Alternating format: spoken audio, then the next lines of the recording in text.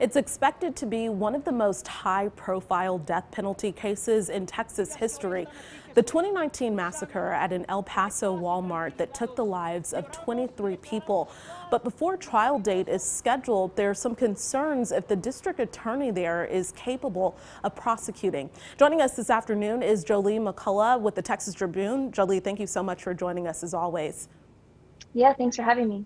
So the El Paso County District Attorney Yvonne Rosales has been on the job for about 2 years and first elected in 2020. We know that it's been a rocky start. There are some accusations we understand of incompetence and scandal. Yeah, so essentially what's been going on are there's many things happening. One of the biggest, I think, that affects the most people is the DA's office under this new district attorney, Yvonne Rosales, has had hundreds of cases, of criminal cases, dismissed due to prosecutorial inaction. Essentially, what's happening is 6 months after an arrest, if the prosecutor hasn't moved to file charges on someone for a crime, they can't be held to those conditions. So they can't be held under bond conditions, for example. So their charges are dismissed. There's also been many people who are let out of jail because another deadline is at most 90 days. People can be held in jail without having been charged of a crime.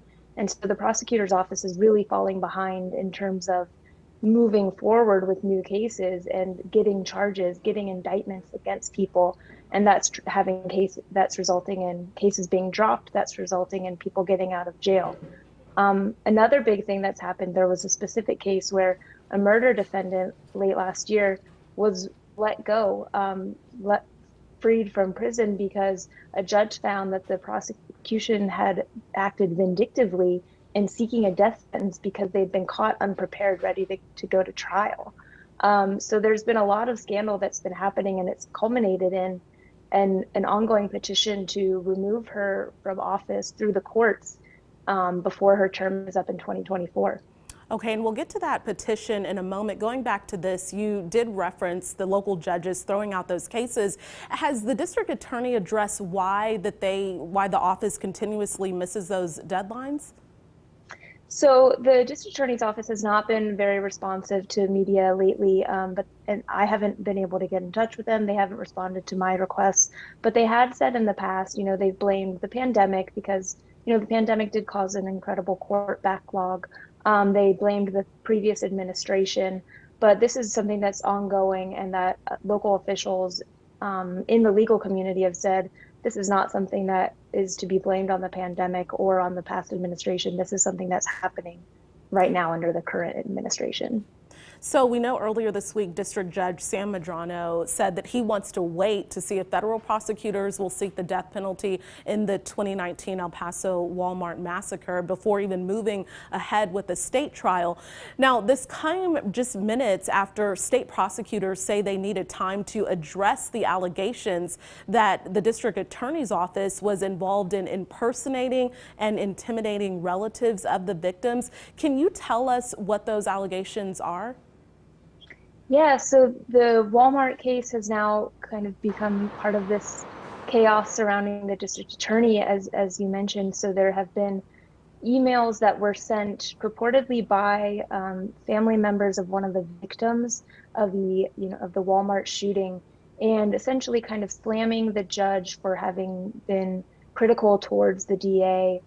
They went against some of the DA's possible political opponents. And it was a little bit curious as to who was behind these emails. There were some questions whether this was actually the family, and an attorney was appointed to investigate. And in a report filed last week, he said the family had said those were written by a local judge who had said he was working with the DA's office, which is where you get into these allegations of possibly criminal allegations of impersonating a witness, of intimidating a witness. So lastly, just getting back to that petition now to get Rosales out of office before her term ends in 2024, where does that stand right now? And do we know how it will actually affect that Walmart trial? Yeah, so we don't know yet how it will affect the Walmart trial, but right now a judge has signed off on moving forward with the petition. So essentially anyone can file a petition to try to get a local elected official out of office, and a judge has to sign off on that. So what happens now is the DA has been made to respond to this allegation, and the county attorney, who is the only one who can prosecute it, has to now decide if she wants to move forward to try to push this in front of a jury to say, should this elected official be removed from office? And the county attorney has asked until November 1st to make that decision. Okay, Jaleel McCullough, thank you so much for your reporting, and thank you for your article there in the Texas Tribune. Thank you.